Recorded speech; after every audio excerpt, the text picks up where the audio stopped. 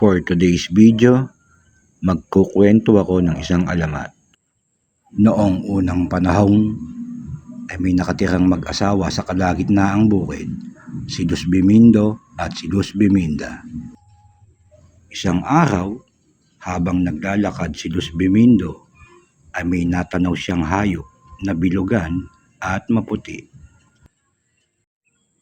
Ngunit sa kasamaang palad, inatake sa puso ang hayop na ito, kaya naghingalo dahil siguro sa sobrang taba.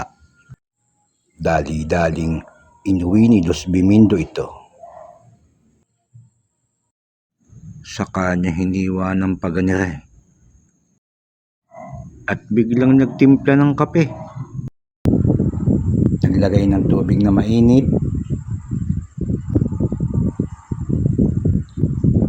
konting kape, konting asukal,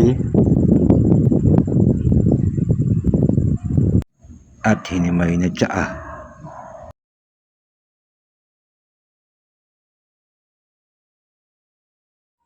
Nagpadingas ng apoy si Mindo.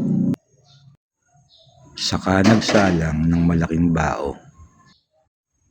Nagbuhos ng langis na pampahilot. Saka nagprito ng kamuting kahoy. Palagay ko ba'y matutuwa ang aking asawa sa gagawin kong are? Ika ni Luz Bimindo. Nagsangkot siya ng bawang at isang malmal na sibuyas. Dinamihan ko na para mamayang gabi maganda ang bembangan. May pagkamahilig pala itong si Luz Bimindo. Nilagay na ni Luz Bimindo ang hiniwa-hiwang karne. Isinangkot siya ang karne at sinakuban ng gong. Kinalembang, manalangin tayo. Hindi pa uso ang tomato sauce noon, kaya nilagyan niya ito ng alatiris.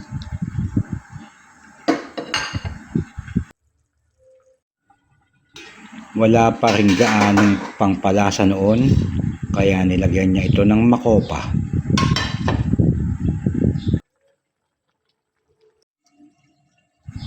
Natanaw ni Luz Biminda yung ginagawa ni Luz Bimindo, kaya tinanong niya ng, "Hoy Mindo, ano ba yung ginagawa mo?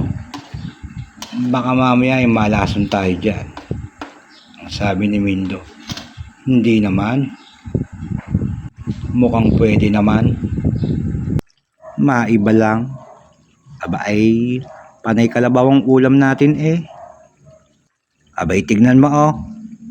Siyang malmal ang mantika. Kaya siguro inatake are." Naka Mindo, para bagang kay tigas ng karne. Hindi siguro masarap yan. Nako, hindi ka makakatikim sa akin ng bembang mamayang gabi. Hayaan mo Minda, bubuhusan ko ng tubig kanal. Hanggang tuhod yung sabaw na yan. Kapag kaya na hindi lumambot ewan ko na lang.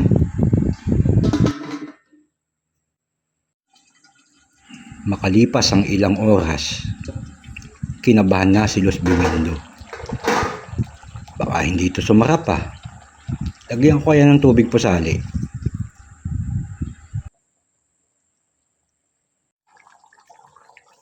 Lagyan ko na din ng konting tawas. Ibalik ko na din tong kamuting kahoy. Bumalik din ulit si Luz Biminda. "Hoy Mindo, ang tagal naman yan. Ano ba kasi tawag dyan sa niluluto mo na yan ha? Hindi ba sasakit ang tiyan natin dyan? Kumana ka na naman. Manapay, tikman mo muna. Eto, malambot na. Tikman mo."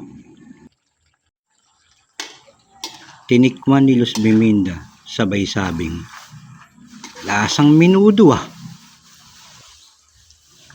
"Talaga ba? Magmula ngayon, tatawagin na natin siyang Menudo." Matira, pulutan.